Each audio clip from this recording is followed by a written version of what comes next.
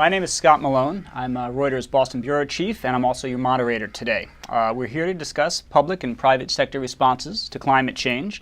We have a great panel of guests. Starting from my immediate right, we have Gina McCarthy, former administrator of the Environmental Protection Agency. Then Aaron Bernstein, Associate Director at the Center for Health and Global Environment here at the Harvard T.H. Chan School of Public Health. And then Ann Klee, who is Vice President for the Environment, Health, and Safety at General Electric. And joining us remotely, we have Jay Inslee, Governor of the State of Washington, and Karen Smith, Director and State Public Health Officer at the California Department of Public Health. This event is presented jointly with Reuters, and we're streaming live on the websites of the forum and on Reuters, as well as on Facebook. This program will include a brief Q&A, and you can feel free, if you're watching at home, to email questions to the forum at hsph.harvard.edu. You can also participate in a live chat that's happening on the forum site right now. Now, citing numerous reasons, the Trump administration is seeking a rollback of a number of environmental rules. This week, EPA Administrator Scott Pruitt announced an intention to repeal the Clean Power Plan, which was meant to reduce greenhouse gas emissions. In June, President Trump announced that the U.S. would withdraw from the Paris Climate Agreement. However, states and corporations have stepped in. Let's take a look at this clip from Reuters Television. California Governor Jerry Brown is heading to China with a clear message to the international community. U.S. President Donald Trump does not speak for several U.S. states when it comes to climate change. This group is completely committed to meeting the Paris Agreement. We are committed and even going further. Trump on Thursday said he would pull the United States out of the Paris Climate Agreement, saying a push to reduce carbon emissions could threaten millions of jobs. But Governor Brown believes the opposite is true, saying that Trump's decision effectively clears the way for China to lead the renewable energy economy. Ann Carlson, a professor of environmental law at UCLA, says California's efforts to lead the climate fight is a step in the right direction. I think it's important for California to be out front. I think it's important for every other state that's willing to do so to say, we believe in climate change. We believe we have an obligation to reduce our emissions. I think it takes some of the sting out of the Trump administration's reneging on the Paris Agreement. Not all of it by any means, but it does take some of it out. We can meet the carbon goals, the greenhouse gas emission goals of the Paris Agreement if we just continue to close down coal plants, build wind turbines, put up solar, and increase energy efficiency in communities and create jobs doing that. So it's up to communities and the states to continue the progress that President Trump seems determined to halt. That's Bill Corcoran from climate advocacy group, the Sierra Club. He and others hope a state-level movement to cap greenhouse gases and carbon emissions will prove to the world that when it comes to the environment, the United States could still lead the way. Okay. Gina, you led the US EPA before stepping down this January. Where do we stand in terms of addressing climate change? Oh, we're in deep no, I won't go down that road yet. Let me just say that I do recognize that we are in very uncertain times I think for all of us, and it's very hard. It's discouraging to have continued conversations about denial of climate science and to talk about the many rollbacks. It seems anything we did is being considered to be something that needs to be rolled back. But you know, we don't live in the Beltway. Not everybody does. And oftentimes the Beltway is a little bit fact-free, shall we say. So we live in the real world. And today is about looking at what's actually happening in the real world. And we know that climate change is real. We know that it poses a significant threat to our public health, to our economy, to the safety of our communities, our national security, and frankly, to our kids' future. And so we have to take action and not simply worry about the uncertainty that we're facing in Washington, because the United States isn't just about what's happening in Washington. It's about all of us and all of our commitment. And I know that when we look at the rollbacks, no one can be as annoyed about this as I. And if I'm not going to get discouraged, nobody else has a right to get discouraged. And honestly, it takes a rule to undo a rule. And I'm confident that we did the outreach we needed to do. We based it on science and the law, and they are going to stick. And in any case, they've underpinned the way the world is heading, and that's not going to change. We have clean energy today. It's built into the market. That's what's going to dictate the continued progress moving forward. And no one individual, no matter what office you hold, is going to make that change. And I'm not just talking about in the utility sector. I'm also talking about in the transportation sector. You know, when you have other countries talking like the EU and China, banning the internal combustion engine, and GE coming back after a visit and saying, you know, they have a point, then change is going to happen here as well. So I'll just leave you with 3 thoughts. One is you need to remember that the work we did in the environment, and make no mistake, clean air and clean water and climate change is a non-partisan issue. We cannot afford to put it in buckets. Everybody needs a safe world, as well as clean water to drink, a safe place to live, and good air to breathe. And the second thing is that, as I've said, Washington is not where it's at. Not now, and it may not be for a while. And so we need to recognize that it's where cities and states are doing right now. When the federal government is asleep, they're stepping up, and the business community. So we are moving forward. And the last thing I will say is that, if you remember correctly, environmental protection was built from the grassroots up. It matters what's happening and what people will cover today, because that's what the United States is all about. We know what we value, we know what our core values are, and we are going to stick together, and we are going to make progress no matter what happens or doesn't happen within the Beltway. So thanks very much. Great. Ari, some groups, including some people in the federal government, are unconvinced of the links between climate change and man-made choices. What can you tell us about the science behind climate change and how the climate affects health, human health? Well, I suppose you can choose to believe that gravity doesn't exist, but if you walk off a cliff, you're probably still going to fall. And that's sort of where we're at with climate change. I mean, you can choose to believe that climate change isn't being driven by human activities and releasing greenhouse gases, but it's real. And you know, that's nothing new. Scientists have said for over 100 years that if you put greenhouse gases in the atmosphere, planet's going to warm. We're seeing that now. We're seeing the consequences of that now. You know, the short of the scientific understanding of the connection between climate and health is that it's public health enemy number 1. I mean, there's really no piece of what makes a human being healthy that isn't touched by climate change. Food, water, security, infections, all this stuff is in play. And, you know, as difficult as an understanding that is, the opposite is also important to recognize, which is that if we do what we need to do to address this problem, we'll probably have attained the biggest public health victory ever. I mean, bigger than vaccines, bigger than sanitation. And, you know, looking at the Clean Power Plan is a good example of that. The science tells us, including science done here at the Chan School, the Clean Power Plan was set to save about 3,500 American lives every year. The benefits outweighed the costs by $33 billion. So now that it's perhaps not going to take place, what does that mean? Well, there's actually an analysis we just put out. Folks here at the Chan School, at Harvard, at Syracuse got together and looked at this and found that the new plan by EPA would increase air pollution in many states, particularly Illinois, Indiana, Michigan, Ohio, and Texas. It would increase mortality, deaths, in 17 states, the most affected being Pennsylvania, Ohio, and Texas. The new EPA plan would do nothing to address greenhouse gases. So, in short, the science tells us that the EPA's new plan is not only worse than the Clean Power Plan, it's worse than doing nothing at all.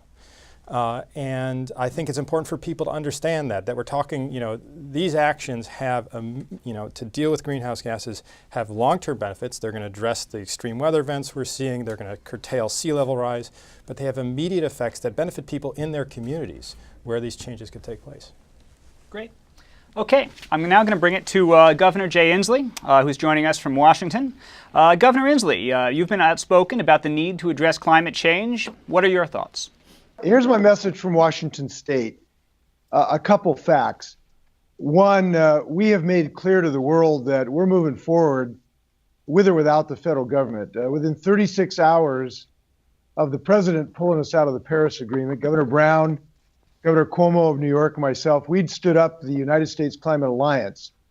This is an alliance of 15 states who've committed to meet our Paris goals, who are committed to growing our economies and are doing just that while defeating climate change. And this is I think not a small thing, because these 15 states represent 40% of the United States economy. If we were a country, and I'm not proposing we are or should be right now, we would be the third largest economy in the world today.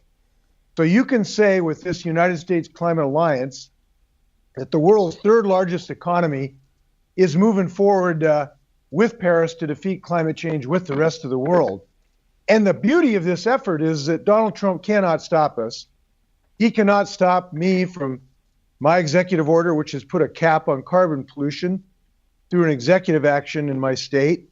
He cannot stop our Clean Energy Research Fund.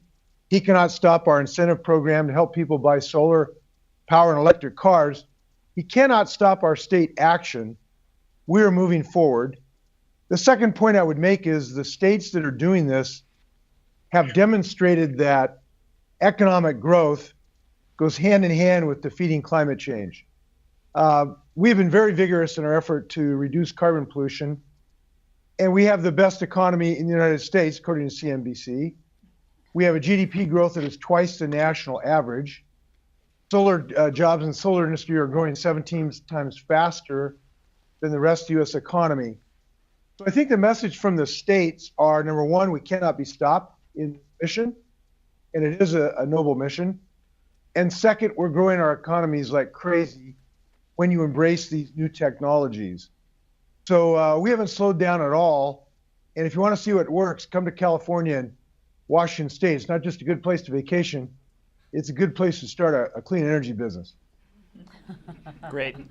Okay. So at this point in our discussion, we've heard from the political, the policy, and the scientific arenas. Let's now bring it over to you, Ann Klein, and give us a bit of perspective from corporate America.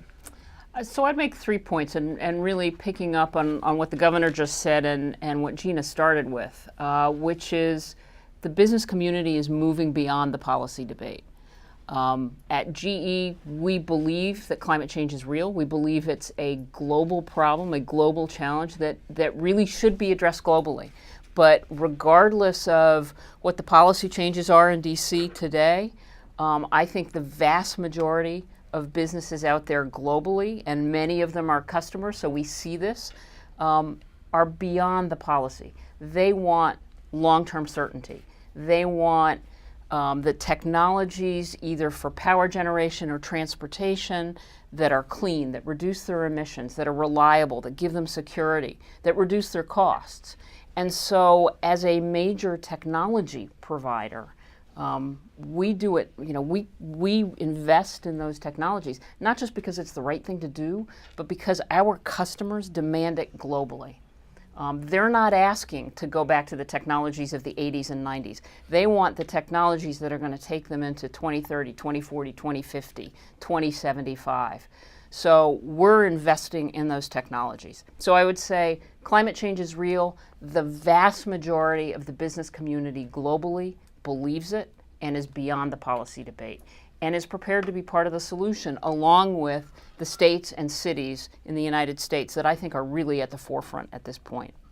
And then the last point that I'd make is, because we're here in Boston, it seems like a good example, but we're walking the walk. So we're developing our new headquarters. We're right on the Fort Point Channel. You think about a city that needs to think about climate change and resilience, and we're building that into how we think about our new headquarters. So whether it's providing some of the energy that we're going to need with a giant solar veil, or thinking about resilience and sea change, level changes in sea levels. So we're raising the first floor of our buildings.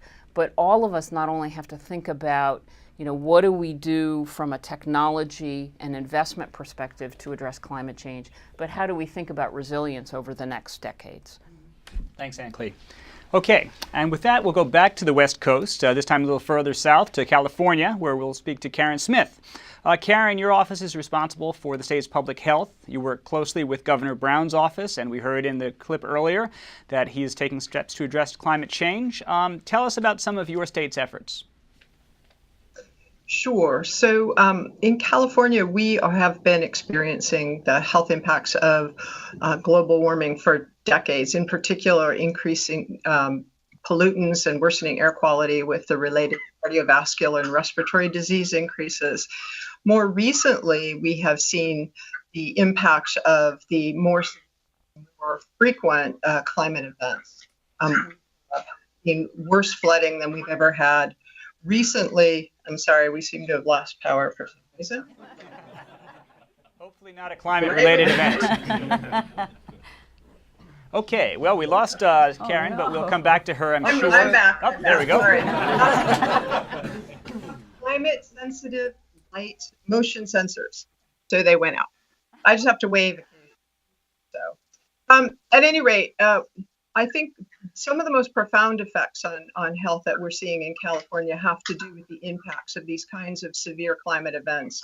Our 4-year drought had tremendous impacts on individuals who often lost jobs, lost their livings, their houses, been displaced.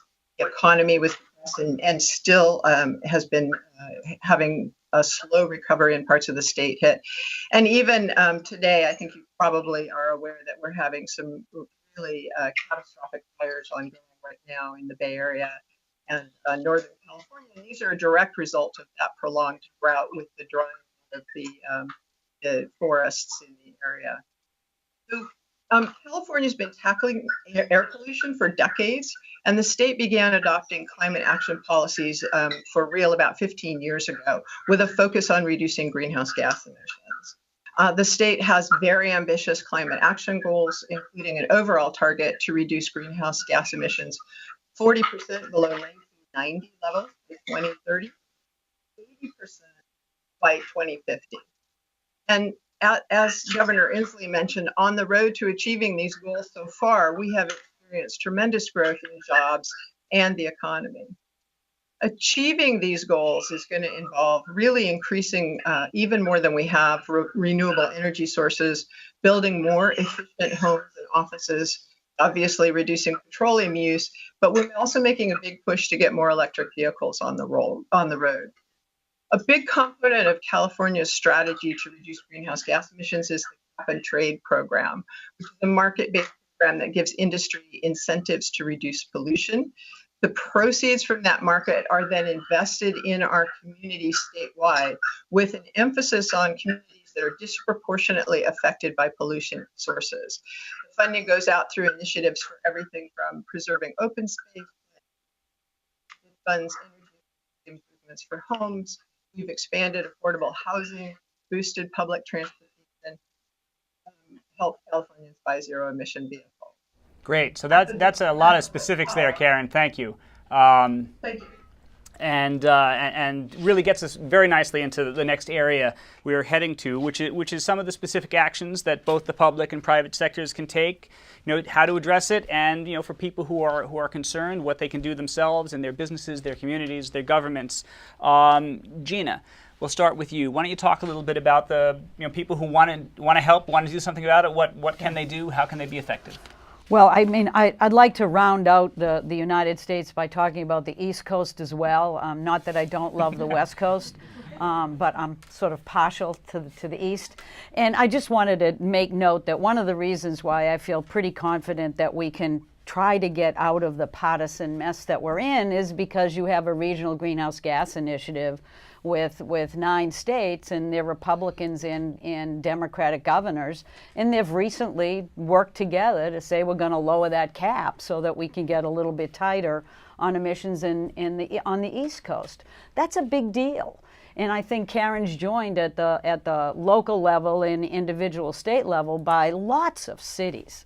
I mean, we're talking close to 400 cities who have gotten together and set goals and have now a unified accounting system that they're going to produce that's going to work in concert with state level action to really go to the next COP and be able to talk with certainty about the U.S. involvement and engagement at all levels. Now remember that when we got into the environmental world, it was because of grassroots efforts. I've worked at every level of government. I will guarantee you nothing happens at the federal level until communities got very annoying, and then they forced the states to do things, and when the states get sufficiently annoying, then the federal government has the most innovative, brilliant idea, which is to do what the communities wanted in the first place. So we can't get discouraged about the lack of effort in action at the federal level, because you can be active in your own communities. You can be active if you're in schools, at your universities, to actually make sure they're walking the walk. You can follow the business community, find out what they're doing and not doing. What are the products they're selling? Are they looking at their supply chain? Are they accounting for their own emissions? You can work with, in the city of Boston, there's a great effort to look at how not do I improve, but how do I actually get to zero emissions. So the world is really there for you to participate in. And when things like that happen, things go back and things get uncertain, the one thing you don't want to do is sit on your couch and watch past episodes of Game of Thrones. I might actually want to do that, but don't. You know, you got to get out there and be active in your own communities, in your own homes, your schools, your businesses. Just get out there and do something. One of the things that's interesting about all of this is, obviously, you know, there's a lot of passion, there's a lot of belief here. There's also a lot of practicality. And you're here representing GE. GE is not interested in this, I would imagine, because it's a nice thing to do. You have shareholders that you're answerable to. What are the economic opportunities here? So we are interested in this. You're right. We have shareholders that we answer to. We started this as a business strategy with Eco-Imagination back in 2005. Because we knew that the world, with all of the great grassroots, city, state, even federal action, none of that would mean anything if the technologies didn't exist to reduce greenhouse gas emissions or reduce an environmental footprint. So, you know, just to give you a few examples, we have an installed base of 30,000 wind turbines out there today that are generating 160 terawatts of electricity per year. That's avoided 600 million metric tons of CO2 annually. It's displaced 60 million tons of coal and another 4 trillion cubic feet of natural gas. It's great for the environment. It's also great for our renewables business and great for our shareholders. So it really did validate, and that's just one example, that the technology is good for the environment. It's good for our employees who love being engaged. You talk about grassroots engagement. This is really important to the 300,000 employees who work at GE every day, and it's brought in revenue. We've invested over $20 billion in R&D on clean energy technologies, and that's brought in over $270 billion in revenues. So it's a great ROI. Great. Governor Inslee, you also have to think about the economy. You know, you run a large state. You said, you know, you have quite a economic footprint. Why don't you talk a little bit about how that influences your thinking on climate policy and climate solutions? Well, we in Washington State understand that we do well when there's technological transformation in large industries. We did very well when we invented the first successful commercial jet airliner, the Boeing 707. We've done very well when software took over from an analog world. And we intend to and are doing very well in this decarbonization of the world economy. This is going to be one of the largest transitions of world economy ever since when we moved from the horse to the steam engine and then to the internal combustion engine. And so the economic opportunities that are inherent when you have these big transitions are the kind of thing that Washington, it's right in our wheelhouse. It's what we do. We invent, we create, we build. And so we look at this as much as a massive economic opportunity for our business growth as it is an environmental challenge. So our policies are designed to both spur the reduction of carbon pollution, but also to help these businesses thrive. And I got to tell you, it's working big time. The largest manufacturer of carbon fiber substrata that goes into electric cars is a company called SGL in Moses Lake, Washington. The largest vanadium flow battery that's a grid scale battery, so you can hook it up to solar or wind turbines, AND's wind turbines, and store the energy when you're not using it for distribution later when the demand comes on. A company in Mukilteo, Washington. That's a company that got started in the University of Washington. We helped it through my Clean Energy Fund, and now they're selling their products around the world. One of the most efficient solar panels in the world today is built in Bellingham, Washington. So we are fostering these new businesses to sell their products around the world. And I think one of the largest concerns we ought to have about the president's running up the white flag of surrender in this face of the challenge of climate change is he's handicapped our ability to dominate these markets. This morning's newspaper about Chinese investment in electric cars. We want to lead the world in the production of electric cars and autonomous vehicles, which we're doing in the state of Washington. So we want to be first to the post. We want to dominate these markets. And we think this is what we do in the state of Washington, and we're doing it. So we're excited about these prospects. These are dark days. These are great days. Fantastic. Fantastic. And obviously, Washington well known for technology, as is California. And with that, I'm going to bring it back down to you, Karen. Talk about how kind of cross-sectorial approaches have helped address climate and provide solutions in California. Sure. So one of the things that we started doing at the state level, actually, Governor Schwarzenegger began this, was they created a Strategic Growth Council. And a big part of the work that council does is directed at climate change. And we have a climate action team. The council itself is secretary level, cabinet level representatives from all the various departments. And we have found that we get much greater ability to make change when everyone's at the table and sharing strategies. For example, public health is writing in the health aspects of various parts of transportation, general plan, any other pieces of our overall scoping. You can add that particular piece, bringing in potential benefits to human health. For example, weighing the benefits of active transportation versus continuing with cars. And the good news is that instead of just being the people of no, the public health folks out there will know what I mean by that, we actually get to say now that everything that we do to improve climate change, to mitigate climate change, also improves human health. It's a win-win when everyone's at the table. Wonderful. Great. So, as we've said, this is a political issue. Gina, you talked about the importance of kind of that grassroots pressure and that grassroots generating the ideas that can become the brilliant federal government ideas with enough pressure. This is an issue that really has broken down, like so much of America today, on partisan lines. How do we address that?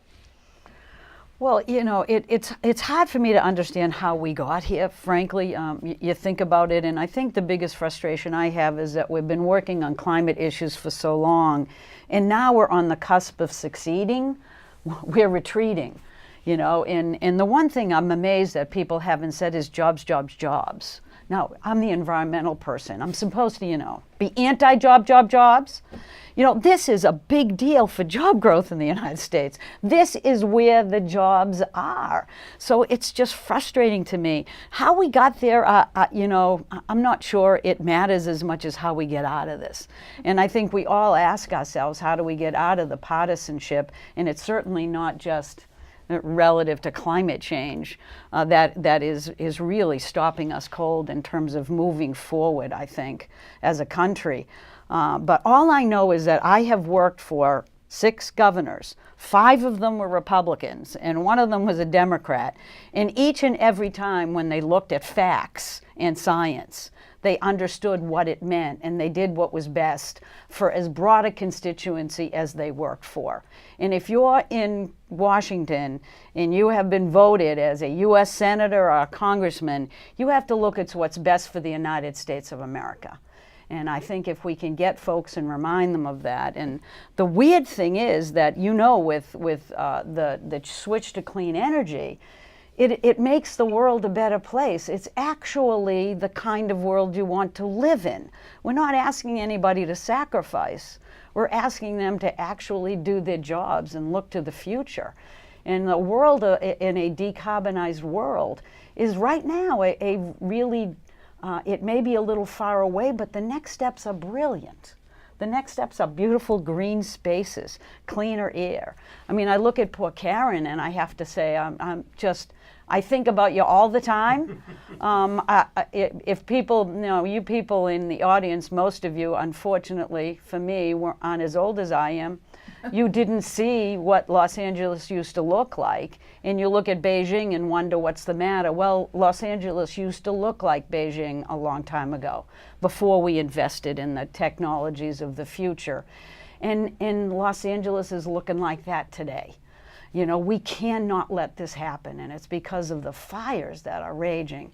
And if you don't like that, then you have to do something to change it. And it's called working for the benefit of all of us, not the benefit of a red or a blue state or your own state. It's really all of us, in fact, very much the world. Now, politics is often driven by belief, by passions, but underlying this particular issue is science. Ari, how do we get the science heard and get people, regardless of what they believe about how to address this, to at least agree on the underlying facts, agree on what's happening? Yeah, it's a great question, probably one of the most important ones we can attack in this arena, because the science is pretty clear, and yet we see situations in which people, for whatever reason, say that's not reality.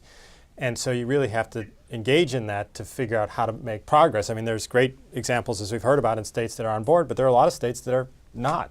And so one of the ways that I've thought about that as a pediatrician, as someone who's been engaged in public health, is that you can talk about any number of potential arenas that climate touches on. Economic, which I think the jobs argument is brilliant.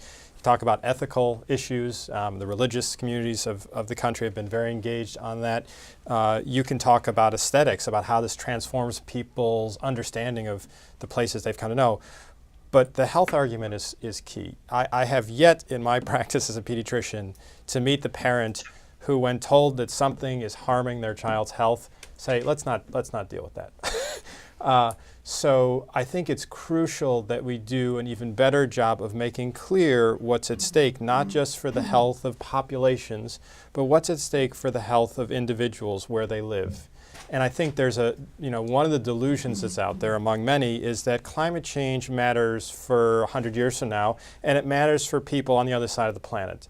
And, tell that to the people in Houston. Tell that to the people in Miami. Tell it to the people in California. It's a little hard to stomach that argument. And so I think honing the health arguments to make sure that we understand where people are at and making sure we understand what those messages that matter to them are on the table will be essential to breaking through the partisan issues. Because in my experience on any number of issues, when the health arguments are made clear, a lot of the partisanship falls away. Yeah.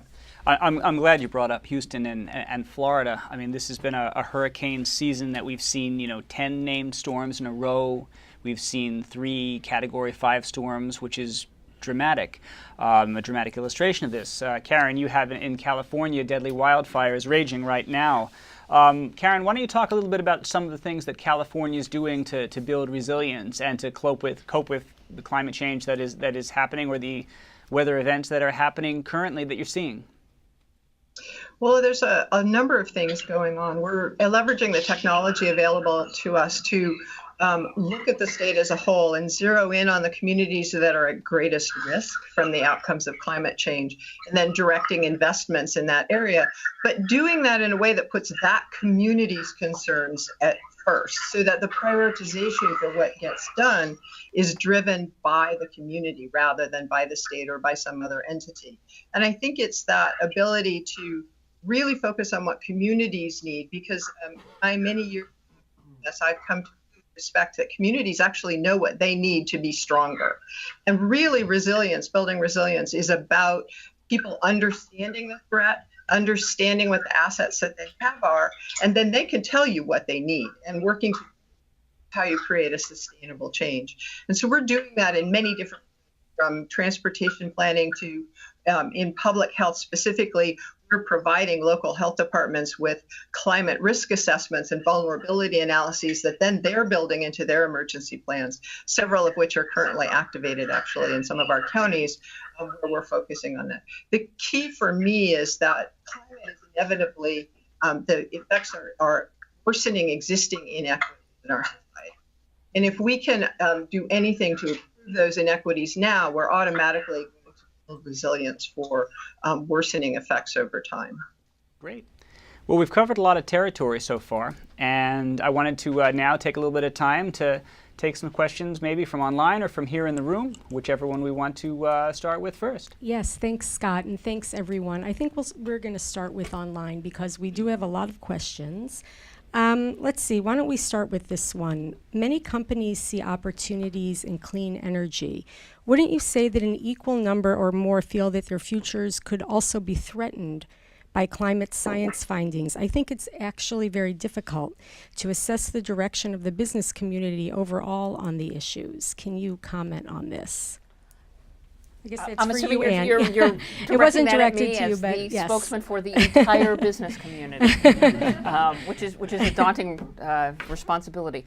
Look, what I can share is my perspective and our experience, which is that the overwhelming, I'd say the overwhelming weight of the business community actually sees not only opportunities as, you know, if they happen to be like GE, a provider of the technologies, but from the user perspective, they see clean energy technologies as solutions for the future, saving them hundreds of millions of dollars, giving them, in the context of power generation, more energy security, more stability in the United States, less reliance on foreign sources of fuels.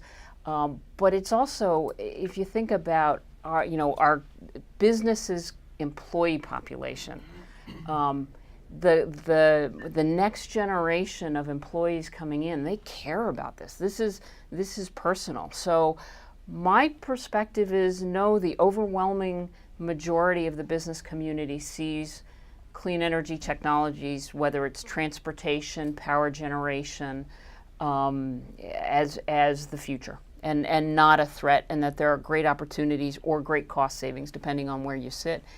And it's the right thing to do.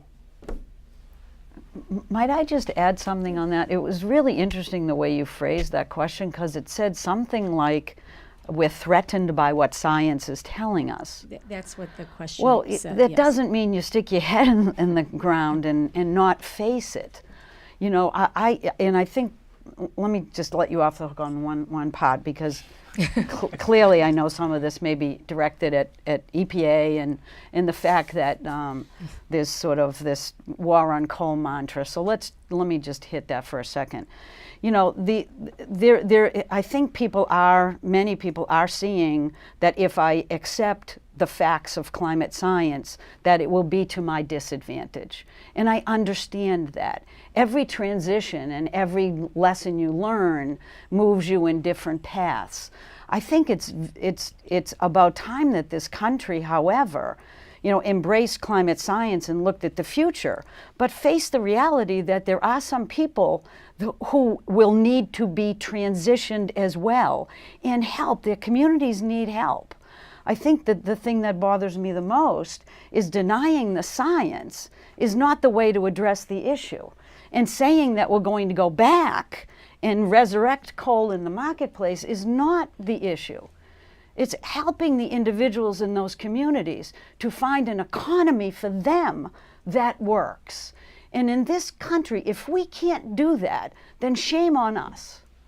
And so, sorry, I don't feel at all big, that this is a big deal. But to that point, there is going to be a transition period. Yes. I mean, coal is not going away tomorrow. Natural gas is not going away tomorrow.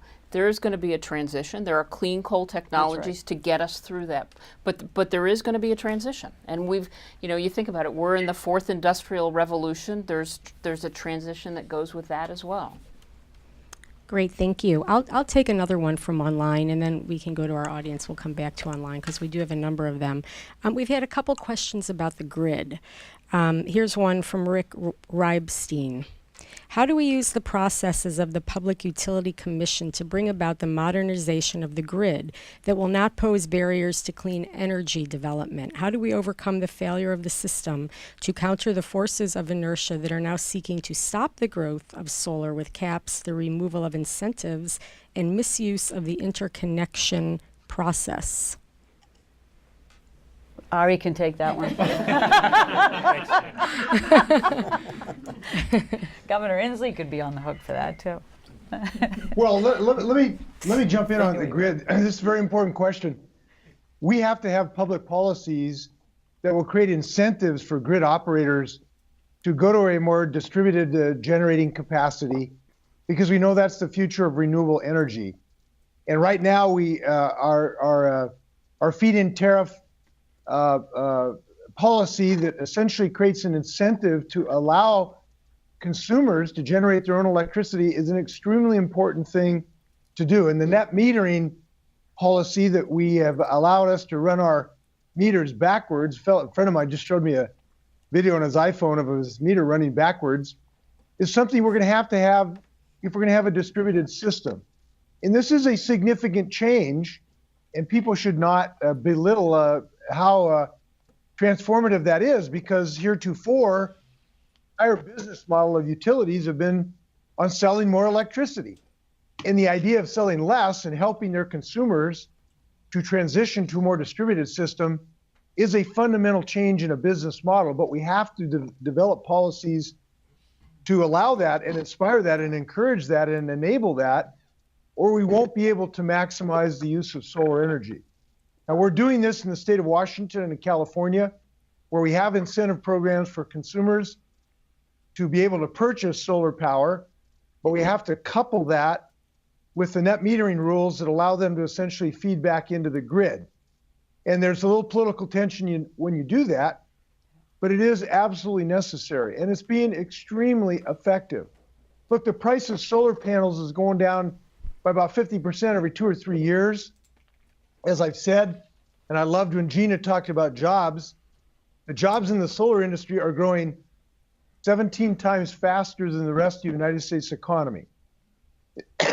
The last point I'll make is, for us to be able to fully utilize a distributed system, we have to improve our battery technology and our storage capability. And we're doing that. A clean energy fund that we established, that I helped establish in Washington, has spun off a company right now that is selling these vanadium flow batteries that allow you to scale up renewable energy and have grid-based storage. California is doing the same thing under their battery storage and incentive program. So if we do these things, we're going to change the world, and we're doing it right now. Great. Thank you for addressing batteries. It's such a huge issue. And we've had some questions on that. I will take one more from online, and then because we do have a number. This is from Eric Kulish, who is a Washington staff reporter for Automotive News.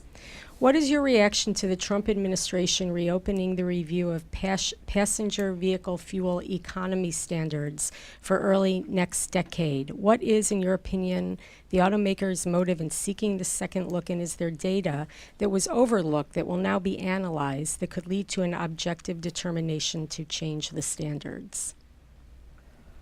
Me? I think that's yours. Me? Yeah. I don't like it. That was a very simple answer to the question. I think that they have indicated, we did take a look, I did when I was at EPA, take a look at the data on whether or not we were too aggressive in earlier standards for later years that we established for cars for greenhouse gas and fuel economy standards. And my determination then was that it was even easier now because it was more cost effective given continued progress on the technology side and many more options.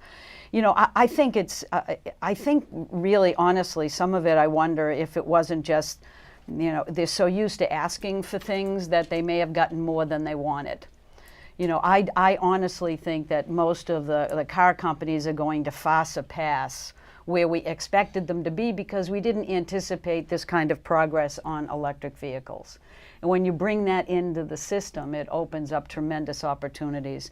And when you see that GM is announcing that they know there needs to be real transformation in the sector, I think you can guarantee that they're probably going to do with what the utilities are doing, which is going further and farther than we ever anticipated, because many of the states are far surpassing where the Clean Power Plan was asking them to be in 2022 and 2024. So technology is changing, and once the direction moves, I think it moves more quickly than we usually anticipate. And I think that's going to be the same here. And one of the things is you also have to realize that, as Ian indicated, the business sector needs certainty. The uncertainty being brought to the system now is not beneficial to long-term investment, and it's not beneficial to the business sector. And it's the same with the car industry. You now have car makers who are with other advocates opposing a reopening of these standards because they need 7 to 11 years to redo model years. They don't have time to sit around and see if it gets changed. And so I think you're going to see things settle out okay, and it may be sort of like a little kid that's looking at their birthday cake, and they're going to get a big slice, but they ask their mother if they can eat it all, and the mother said yes. They're sick now, and the mother probably shouldn't have done that. Thank you. That's about it. Everybody goes into the president and asks for everything to be done, and he said yes. Oops. Thank you. Should we see if anyone in the audience has a question? Hi, thank you. The science agrees on the problem, but not necessarily on prioritizing the solutions. And the Paris Agreements answer a few percentage points, some estimated 1% of the total challenge. So do you think that the broader discussion on alternatives is necessary, from fourth generation nuclear energy to phasing out the meat industry, which emits more greenhouse gases than all transportation-related emissions? I can take a crack at that one. Go. So it's a great question. The point that the science is clear, we have a problem, and that there's a general sense about what we need to do in terms of overall emissions to prevent even more problems. I think that the simple answer is that there needs to be a price on carbon, and we need to let the market do its job. The challenge has been with putting a price on carbon is that it frankly ignores a lot of the health consequences. So the social cost of carbon, which is the entity that's supposed to include all costs related to carbon emissions, has only been able to estimate a fraction of the health costs. And so we need a price on carbon. We need a fair price on carbon that's going to be stimulating enough to get the market to respond and give certainty to the market. But we also need one that's not going to fool us into the belief that if we set this price, we're actually going to prevent really bad things from happening to people. And that's, to me, as someone who's interested in public health, what we need to work on. So to me, the issue isn't so much about whether it's nuclear or wind or solar, because I think there's a lot of calculus there. I think the market just needs a steady signal that is the right signal to make that change happen. Can I just push back on that a little bit? I mean, I think in a utopian world, that would be great. You'd have a price on carbon and it would be set at the right level. The experience, I think, of the last 10 years shows that that's just not going to happen. And in Europe, where you tried to set a price on carbon with the ETS system, it was so low it didn't do anything. So I think the answer has to be the market, but it has to be really driven by customer demand and then the technologies. And that's why you have companies investing in the technologies. And it should be, at least on an interim basis, it can't pick winners and losers because we don't know what those winners and losers are going to be. So you need to let the marketplace have a free flow of technologies and options, and the best are going to rise over time. But I think if we wait for the price on carbon, we're going to be waiting for another 10 or 20 years, and we can't afford to do that. We already have them. So in California and in the RGGI program, we have a price on carbon. I know there are prices on carbon all over the place. But I'm just saying that's not, I don't believe, what's driving the changes in technology and the real outcomes. I mean, they're a factor, but they're not the driving factor. So if you look at RGGI, for instance, we've seen a tremendous growth in economic gains and health benefits as a result of those policies, which have put a price on carbon. In California, we've seen a tremendous incentivization of renewable energies that have improved health. These are all setting. Now, I agree in the national politics right now that seems difficult, but I think that there's a role to play for having by mechanisms that are up to people who do other things than I do, but be it a cap and trade or a carbon price that's based upon a tax and dividend. The state of Massachusetts is considering such a bill, and other states have as well.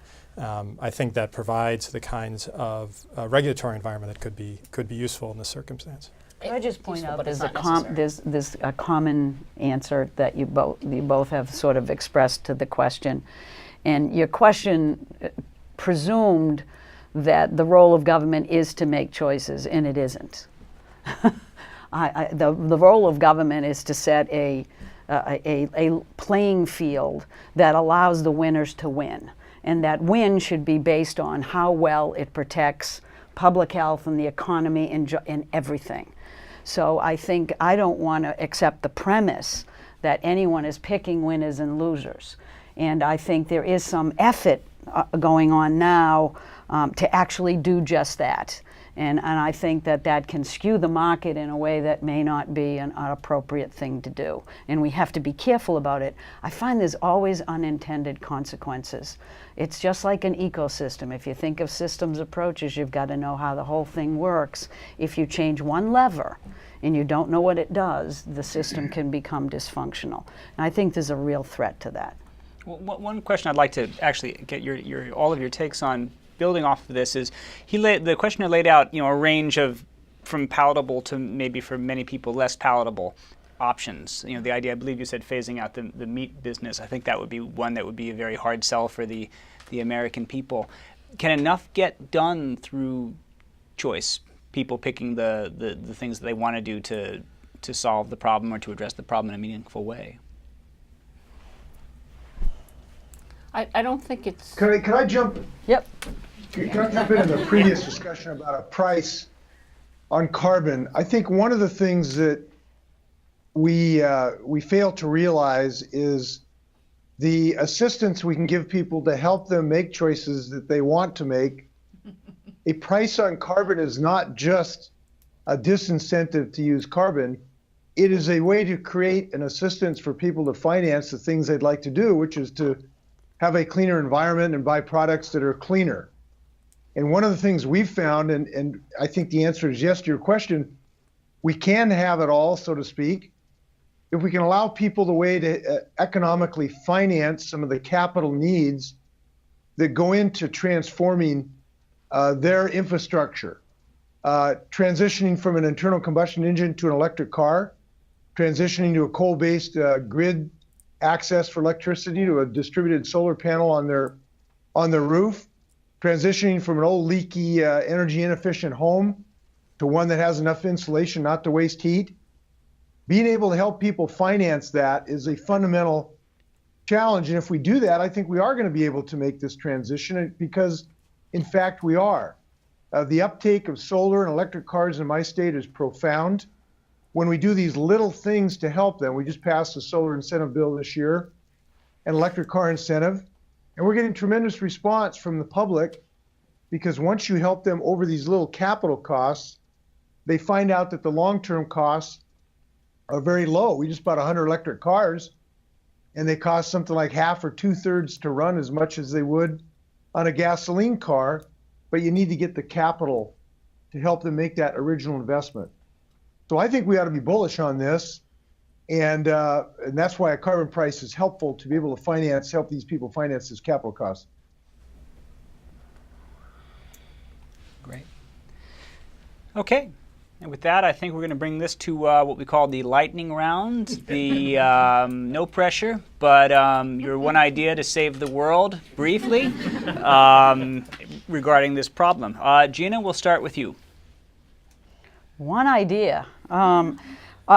Okay, let me give the one idea that I always end with when I talk about these issues, because mostly I talk to college students and try to keep them their hopes and dreams alive, because they can get very depressed at times like these, because it's unusual for them, and it's not for the rest of us, unfortunately. But here's my one thing, and that is that you should listen to some words of my father. He haunts me every day, and he's going to haunt you now. And he used to say two things to me. He used to say, Gina, he didn't really care what I ended up being when I grew up, but he always said, you've always got to fight the good fight. That's the issue. Fight the good fight. And the second thing is, when I used to whine a lot, he used to say, Gina, can you just pull up your big girl pants and do something? And so what I'm telling all of you is, pull up your big girl pants, your big boy pants, and your gender neutral pants, and do something. Don't just sit there and mope. That's it. Great. Governor Inslee. Everyone in the United States as a citizen has a very powerful tool. We all are equal in this regard, regardless of our station of life, and as we get a vote. And that's a precious right. And I would suggest that we make a decision. We do not vote for people who embrace racism. We do not vote for people who embrace misogyny.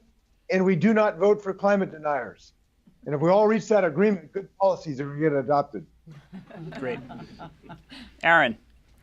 So we've heard a lot about partisanship and how the nation seems divided, and I think about that a lot because the progress on this issue has not been as fast as I think many people would want. And you also look at other things that have happened in recent days. As a pediatrician, there have been rollbacks of pesticide protections, water protections, and I ask myself, why are we doing this? What's going on? Why do we have governance that's essentially acting not in the people's interest? And if you really take a minute to think about that, you realize that, there's a lot of money in politics that's not speaking on behalf of the people. So we all do get a vote, but we're all being told to hate each other. We're all being told that the other person is stupid. We're all being told the other person's arrogant. And from people who have the position to do that. So I think when we look at all these issues, we need to seriously consider how we fund and spend money in political campaigns. And I think while that's not the immediate solution to the issues we face, it underlies a large share of what we're facing. And let's not kid ourselves. For all the amazing work that goes on in this school of public health, the medical school, the schools of public health and medicine, and the amazing potential that knowledge makes possible, it's only as good as the governance with which it meets. And if we don't have public servants who can act in the interest of the public, that knowledge will not meet its full potential. So I think it's really important for us to consider. $6 billion were spent in the last campaign cycle on elections in this country. $6 billion. So whose voice is that representing? And I think the answer is obvious. It's not equal. So we need to think about how that plays into these decisions that are, in my view, clearly not in the interests of people's health in this country. Okay. Dr. Smith. Yeah, so I think these are complex problems and they're going to require complex solutions. And so rather than wasting time when you're having arguments about what's the best thing to do, we need to do all of the above. And everyone who has an interest in this can find partners who are taking a slightly different approach. If we all do that together collectively, we have a much more powerful impact. Great.